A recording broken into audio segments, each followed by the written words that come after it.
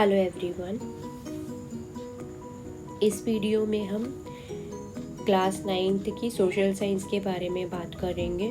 First जो lesson है आपका वो है understanding social science. New syllabus आया है आपका, और न्यू सिलेबस के अंतर्गत आपके पास एक न्यू वे है कि किस तरीके से आप सोशल साइंस को समझते हो।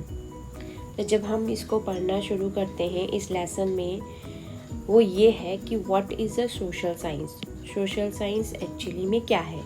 वो कह रहा है कि the study of a people, their relationship, society, culture, institutions and the world in which we live. हम जहाँ रहते हैं, हम ये सब इस सोशल साइंस में पढ़ते हैं। फर्स्ट उन्होंने पूछा है what is a social science.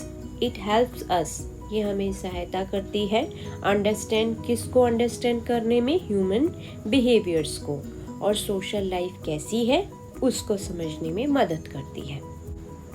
ये किसका ब्लेंड है? ये डिफरेंट डिसिप्लिन्स का है, डिफरेंट डिसिप्लिन्स का है, यानी कि अलग अलग इसके अंतर्गत सब्जेक्ट आते हैं। ठीक है।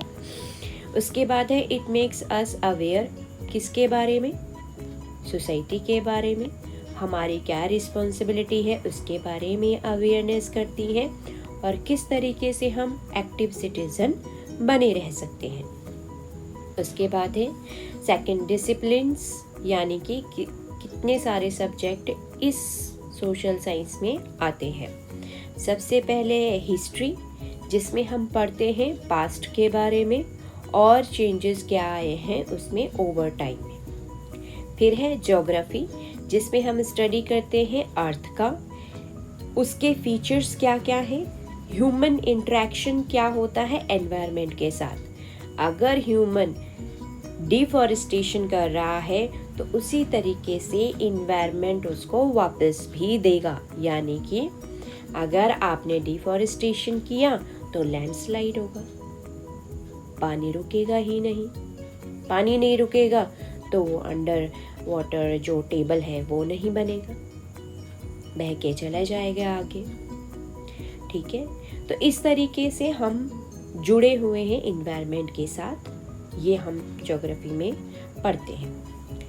फिर है पॉलिटिकल साइंस, जो आपके लाइफ से सीधा ही जुड़ा हुआ है। आपके राइट्स क्या हैं, आपकी ड्यूटीज़ क्या हैं, आप इसमें गवर्नमेंट के फॉर्म्स पढ़ते हो, मोनार्की क्या होता है या डेमोक्रेसी क्या होता है, हम सब जानते हैं इसके बारे में। ठीक है। सिटीजनशिप हमें कैसे कैसे मिलती है वो भी हम जानते हैं। फिर है इकोनॉमिक्स। इकोनॉमिक्स हम जो गुड्स एंड सर्विसेज किस तरीके से वो एक प्रोसेस से चलता है इसके बारे में पढ़ते हैं, और किस तरीके से इकोनॉमिक ग्रोथ होती है उसके बारे में हम पढ़ते हैं। हम प्रोडक्शन, डिस्ट्रीब्यूशन और उसके यूजेस, जितने भी रिसोर्सेज हैं कैसे करते हैं वो हम इकोनॉमिक में पढ़ते हैं। फिर है सोशियोलॉजी। सोशियोलॉजी में हम पढ़ते हैं study of society, relationship, institution, social behaviour, हम सब इसके बारे में पढ़ते हैं। हालांकि ये अलग से कोई सब्जेक्ट नहीं है सोशियोलॉजी अभी, बट जब आप बड़े लेवल पे पढ़ाई करोगे तो सोशियोलॉजी उसमें है। ठीक है। इसमें टर्म्स ऐसी आ जाएंगी जिसको सीधा डायरेक्ट रिलेशन रहेगा सोशियोलॉजी के साथ। उसके बाद है why do we study social science. क्यों पढ़ते हैं हम? ताकि हम समझ सके अपने आप को और दूसरों को, सोसाइटी को समझ सके, वर्ल्ड को समझ सके, ये जो डाइवर्सिटी है इसको समझ सके, एप्रिशिएट कर सके इसको, जो भी हम में भिन्नताएं हैं, हम एक जैसे तो है नहीं सब, तो हमारे बैकग्राउंड, कल्चर वगैरह सब कुछ अलग है। आप हरियाणा का देख लो, पंजाब का देख लो, महाराष्ट्र का देख लो, गुजरात का, केरला का, आंध्र प्रदेश का, नॉर्थ ईस्ट इलाका, कश्मीर का इलाका, या फिर हम इंटरनेशनल लेवल पे चले जाएं तो चाइना का अपना कल्चर वगैरह है, रशिया का अपना कल्चर है, ऑस्ट्रेलिया का अपना कल्चर है, इसी तरीके से यूरोपियन यूनियन का अपना कल्चर है। यूएसए का अपना है, यूनाइटेड किंगडम का अपना है, मतलब सब जगह कल्चर अलग अलग है, पर इसको अप्रिशिएट भी करना होता है क्योंकि हम एक दूसरे के साथ सीधा जुड़े हुए हैं। फिर है पार्टिसिपेट करना है, रिस्पॉन्सिबली इन डेमोक्रेटिक लाइफ, किस तरीके से हमने उसमें पार्टिसिपेट करना है और अपने रिप्रेजेंटेटिव को बहुत बहुत ध्यान से चूज़ करना है ताकि वो हमारी ज़िंदगी और हमारी जो कंट्री है उसको रिप्रेजेंट करे और अच्छी तरीके से डेवलपमेंट में ध्यान दे। फिर है build a better and more just society बने हमारी, तो ये सब पढ़ते हैं हम, इसलिए पढ़ते हैं। How do we learn social science, कैसे पढ़ते हैं? ऑब्जर्वेशन से, देखते हैं हम क्या क्या हो रहा है, क्वेश्चन करते हैं क्या ऐसा पहले था, क्या अब ऐसा हो रहा है, क्यों हो रहा है, कैसा हो रहा है, कब होगा, मतलब जो भी आप एक क्वेश्चन के रूप में हम ले सकते हैं वह सब आता है इसमें। एनालाइज करते हैं, डिस्कशन करते हैं, मान लेते हैं XYZ कोई भी सरकार के बारे में आप डिस्कशन करते हो, अच्छी है बुरी है, काम अच्छे हैं बुरे हैं, या डेवलपमेंट करना चाहिए, क्रिटिसिज्म करना चाहिए, है ना, कि हमें सही चीज़ लेके आगे बढ़ना है। फिर है बाय यूजिंग, हम जब मैप वगैरह यूज़ करते हैं, चार्ट यूज़ करते हैं, रिकॉर्ड देखते हैं, हम पिक्चर्स एंड स्टोरीज़ को देखते हैं, तो हमें पास्ट के बारे में पता चलता रहता है।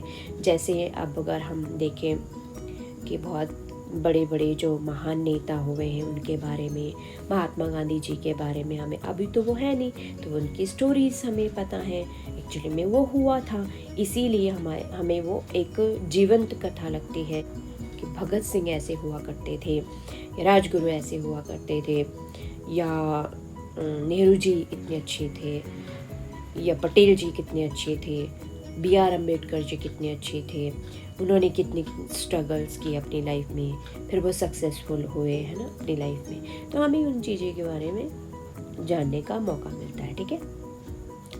फिर bye connecting with real life, हम अपनी रियल लाइफ सिचुएशन से भी उन चीज़ों को जोड़ देते हैं। फिर आता है हमारे पास, चलो कोई बात नहीं है, यहाँ पे पहले 5th आ गया, चलो कोई नहीं। थीम क्या रहती है? Themes of social science, social science की थीम क्या रहती है? पीपल रहते हैं और सोसाइटी रहती है। पीपल होंगे तो सोसाइटी है, सोसाइटी है तो पीपल, एक दूसरे के साथ जुड़े हुए हैं। उसी तरीके से कल्चर है, डाइवर्सिटी है, अभी मैं पहले बोल चुकी हूँ कि हम एक ही कल्चर से नहीं है बल्कि डिफरेंट कल्चर है, डाइवर्सिटी है, और वो हम कितनी प्यार से एक दूसरे को एक्सेप्ट भी करते हैं। रिसोर्स है और डेवलपमेंट है, किस तरीके से रिसोर्स हम यूज़ करते हैं अपने डेवलपमेंट के लिए। फिर गवर्नेंस है, किस प्रकार की गवर्नेंस है, जैसे मान लेते हैं कि वो डेमोक्रेसी है, मोनार्की है, या फिर डिक्टेटरशिप है ना, XYZ कोई भी हो सकता है। सिटीजनशिप कैसा होता है, ठीक है, किस तरीके से मिलता है, और क्या वो 2 टाइप का होता है या फिर एक ही टाइप की आपको सिटीजनशिप मिलती है, ठीक है। इस तरीके से हमें उसके बारे में जानकारी मिल जाती है। चेंज क्या है और कॉन्टिन्यूटी क्या है? देखो, हम ये देखते हैं कि 1947 का जो भारत था वो बिल्कुल अलग था, ठीक है, और धीरे धीरे हमने न्यूक्लियर पावर गेन की, फिर आगे जाके टेक्नोलॉजी में बहुत आगे एडवांस में चले गए, फिर हमें खुली व्यवस्था जो फ्री ट्रेड एरिया में जुड़े, है ना, एक दूसरी कंट्री के साथ हमने किस तरीके से रिलेशंस रखे, और फिर हमने अपना व्यापार आगे चलाया, ठीक है, ट्रेड आगे चलाया। इससे कॉन्टिन्यूटी रही है ताकि हम डेवलप कर सके अपने आप को भी और दूसरी भी कंट्रीज डेवलप हो सके, है ना। इस तरीके से एक दूसरे के साथ कनेक्शन हमारा किस तरीके से है, तो कॉन्टिन्यूटी भी रही है, चेंजेस भी आते रहे हैं। फिर एनवायरनमेंट एंड सस्टेनेबिलिटी है, एनवायरनमेंट के साथ हम सीधे तरीके से जुड़े हुए हैं। अब अगर आप देखोगे कि डिफॉरेस्टेशन की वजह से जो बाढ़ वगैरह है बहुत आती है, बहुत ज़्यादा बाढ़ आ जाती है। अब अगर सस्टेनेबल डेवलपमेंट के बारे में बात करें तो मान लेते हैं आज हम सारा पेट्रोल ख़त्म कर दें, क्या आने वाली जनरेशन उसका यूज़ करेगी? डेफिनेटली नहीं कर पाएगी, वो उस चीज़ को एंजॉय ही नहीं कर पाएगी, है ना। तो हम उसके बारे में भी हमें इसमें सोचना है। तो इस लेसन में आप लोगों को ये सब कुछ जानने को मिलेगा और इसका नेक्स्ट वीडियो मैं जल्द ही सेंड करूँगी आप लोगों को। तो चलिए, thank you everyone, stay blessed, जय हिंद।